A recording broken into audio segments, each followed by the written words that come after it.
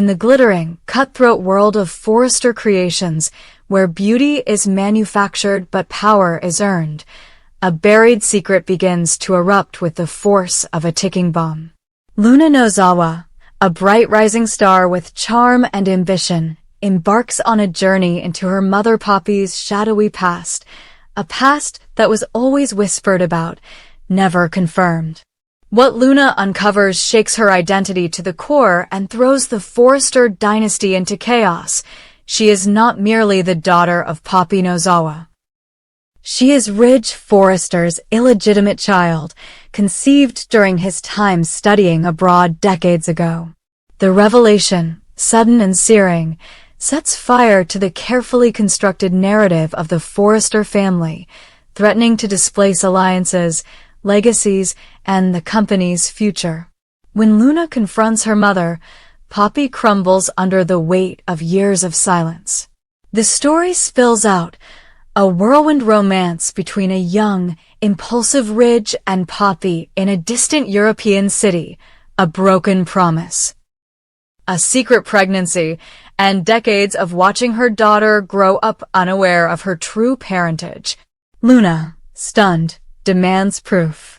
Poppy produces a long-concealed letter Ridge had written, and, more damningly, a paternity test she had kept hidden for years, a test showing Ridge as the biological father. Luna, torn between loyalty to her mother and a desire to belong somewhere, makes the fateful decision to confront Ridge himself. Ridge is blindsided.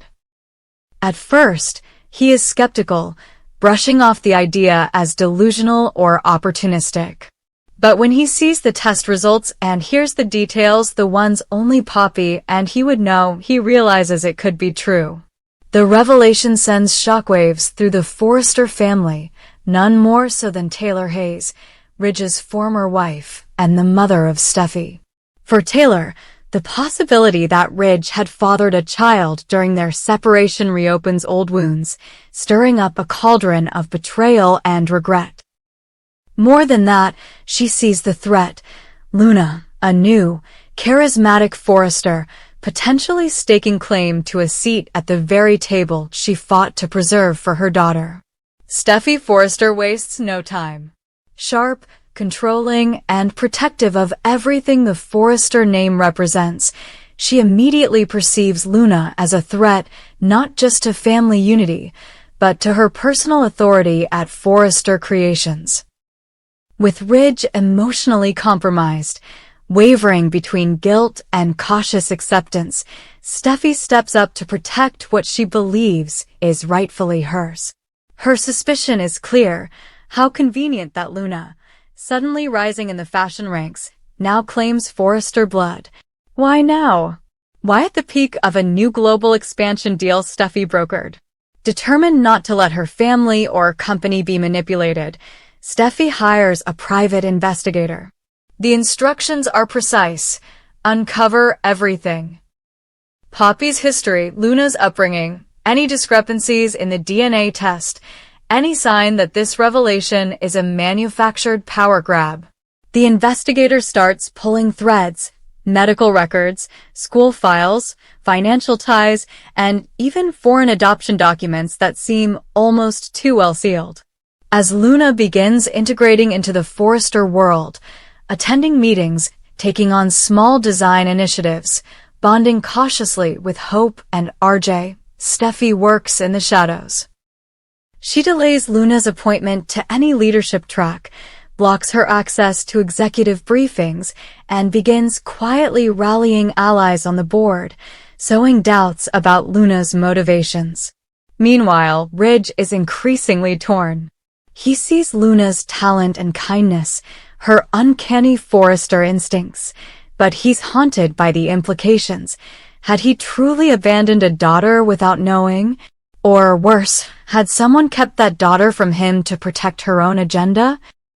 As Taylor's concern morphs into paranoia, she digs into old letters, photographs, and begins confronting Ridge herself, accusing him of rewriting history. Brooke Logan, Ridge's eternal entanglement, watches all of it unfold with restrained calculation. She knows the Forrester name better than anyone. She also knows how quickly it can be used or abused. The story intensifies when the investigator uncovers inconsistencies in the DNA testing timeline. The lab where Poppy supposedly conducted the test has changed ownership multiple times. Some records are missing. But just as Steffie prepares to expose these irregularities, the investigator presents an alternative theory. What if Luna is being used? What if the real manipulation lies not with Luna herself, but someone using her as a pawn to infiltrate and destabilize Forrester Creations from within? A corporate rival? A long-forgotten enemy? A disaffected Forrester? Meanwhile, Luna, unaware of the investigation swirling around her, starts to feel the unspoken hostility in boardrooms and staff meetings. She confides in RJ, whose support begins to shift from casual affection to genuine protection. Their budding relationship becomes its own liability, especially when Steffie warns RJ that Luna's presence could divide the family and undo the unity they've fought to preserve. Then, a second DNA test is conducted secretly by Steffie's team, with results sent to an anonymous contact. The results, however, don't come back clean. The sample has been tampered with. Whether through error or interference, there is no confirmation either way. This only heightens the mystery and paranoia. Taylor begins having nightmares. Ridge starts withdrawing from the company. Luna begins doubting herself entirely. Her dreams of belonging to a family, of carrying the Forrester name with pride, now feel like a cruel game.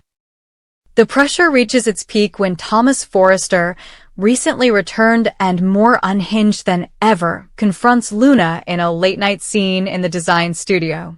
Accusing her of deceit, he lashes out, revealing that he too was investigating her behind the scenes. Luna, now shaken, demands answers from everyone. Why is her identity being treated like a threat? Why is she being judged without proof? The climax arrives at the annual Forrester Gala. Ridge, unable to carry the weight of silence, takes the stage and announces to the entire company and press that he has reason to believe Luna is his daughter. The room falls silent. Taylor storms out. Steffie glares at her father in betrayal. Luna breaks down in tears. But Ridge is resolute. He calls for unity, for acceptance, for truth. He invites Luna onto the stage, not just as an employee, not just as a guest, but as a Forrester. The fallout is swift. Investors begin pulling inquiries. Rival houses smell blood. Media frenzy consumes the internet. Has the Forrester line been compromised? Is the famed dynasty no longer united?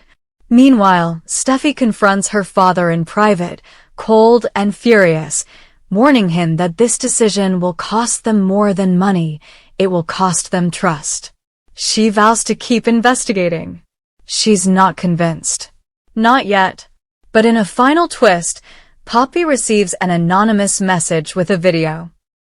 A recording from years ago showing Ridge holding baby Luna, whispering her name, kissing her forehead before disappearing. The timestamp matches. The footage is real. And suddenly, everything changes. Luna wasn't planted. She wasn't a ploy. She was forgotten. Erased by time, hidden by shame, and lost in the shuffle of ambition and love. Forrester Creations will never be the same. Luna, now officially recognized as a Forrester, begins her first official day as a junior executive. But Steffie still watches her every move. Because even if Luna's blood is Forrester, her loyalty remains a mystery. And in a world where fashion is power and family is war, identity is never just a name, it's a weapon.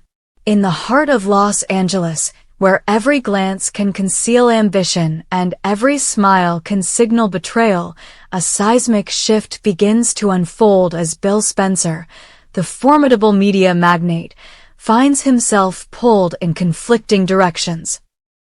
one hand fiercely protecting Luna's escalating rebellion, the other blind to the treacherous alliance forming right under his nose. Meanwhile, two familiar figures, Donna and Katie, recognize an opportunity in Bill's distraction. Seizing the moment, they forge an unlikely alliance with Justin Barber, a man whose reputation for cunning strategy and bold business maneuvers proves irresistible. Their mission: to wrest control of Spencer Publishing away from Bill and morph it into a powerhouse wholly shaped and directed by women who refuse to be sidelined. Donna, once overshadowed by her past and perpetually searching for autonomy, now stands tall, eyes blazing with determination. Katie, ever the fierce protector of her own legacy, sees in this plan not just chance for empowerment, but redemption, a reclamation of authority in Spencer's male-dominated empire. Their partnership with Justin is calculated and precise, every stock option purchased, every committee restructured, every vote quietly swayed. They move with surgical precision, acquiring shares in backroom deals, issuing shareholder mandates, and drafting bylaws that subtly shift power in their favor. In under 3 weeks, what was once Bill's untouchable empire starts to give way as board seats are recalibrated and executive decisions fall increasingly into the hands of Donna, Katie, and their silent partner, Justin Barber. But Bill is no fool.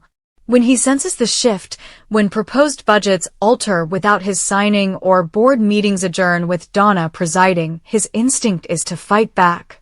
As Spencer Publishing's balance of power teeters, Bill unleashes his full arsenal. Threats of lawsuits, aggressive stock buybacks, late-night confrontations, and even a surprise investor meeting. He summons Donna and Katie separately, Donna in her softly lit loft, Katie in her familiar refuge among stiletto heels and Chanel bags, to demand explanations, loyalty, return of what he believes is rightfully his. But both women feign innocence, portraying themselves as dedicated stewards who simply saw opportunity and answered the call. Within the Spencer, Logan clan, fault lines emerge. Brooke, torn between her lingering love for Bill and her affection for Katie, attempts diplomacy but is caught between sisters who now stand opposed by blood, by ambition, by conviction. Ridge, ever the protector of both women but particularly close to Katie, vows to support his sister-in-law. Steffie, sensing unstable ground beneath Bill's feet, vacillates. Will she stand with her father's empire or side with the women who promise a new vision? The family dinners grow icy, whispered corridors buzz with speculation, and arguments erupt, faith and loyalty now pitted against ambition and identity. Tensions escalate so rapidly one evening at Spencer Mansion that a thrown wine glass shatters against a portrait of Bill's late father, a symbolic fracture in the very foundation of the family legacy. As Bill's efforts to reclaim power grow more desperate, his emotional world begins to unravel. Luna, vibrant, relentless, and no longer willing to be a pawn, watches this new battle unfold with a mixture of satisfaction and apprehension. She knows it was her provocation that distracted Bill, but also feels guilt as his world starts burning. Still, she steels herself, refusing to confess at the critical moment, aware that any admission might nullify everything Donna, Katie, and Justin have painstakingly built. Donna, fully stepping into her leadership role, drafts press releases positioning Spencer Publishing as a progressive, women-led organization. She hosts interviews, attends high-profile conferences, and becomes front-page news within the industry. Katie, as vice chair, crafts philanthropic initiatives aimed at empowering girls in journalism, moves that soften the blow publicly even as they fracture it privately. Justin quietly wields influence behind the scenes, aligning major investors to their side, channeling funds, and arranging board meetings at secretive times and places. The trio's public image becomes one of unity and vision. Privately, they are hyper-aware of Bill's looming retaliation. In a dramatic crescendo at a mid-April shareholder meeting, Bill bursts in face-flushed, gestures wild, warning of a hostile takeover, accusing Donna and Katie of disloyalty and deception. But the boardrooms are rigged. The votes have shifted, proxy statements are in place, and when the chairman calls the roll, every vote goes in favor of the new leadership. Donna's voice rings calm, decisive, her earlier insecurity transformed into steel. Katie watches Bill, her expression mixture of defiance and pity. Bill is forced to step back, his role reduced to that of minority shareholder. The room erupts in hushed applause, amid stunned silence from loyalists who realize the tide has turned irrevocably. As Bill exits his empire in fractured twilight, the Spencer, Logan family splinters. Some rally behind the women's leadership, excited by the prospect of change. Others retreat into the protective comfort of their blood ties to Bill. In a closing shock, Luna appears at Donna's office, ready to confess her part in the upheaval. But when she sees the powerful, poised woman before her, she hesitates, uncertain whether to break the silence or join the new order. In this moment, Spencer Publishing stands reborn, no longer solely a man's domain, but an organization reshaped by the aspirations of Donna, Katie, and the guiding hand of Justin Barber. The old guard is dethroned. The new era dawns under the slogan whispered on every corridor, "Power has changed hands." The war among sisters, daughters, fathers, and lovers is far from over, but the battlefield has shifted, and with that, the landscape of love, loyalty, and ambition in the Spencer, Logan dynasty is transformed forever.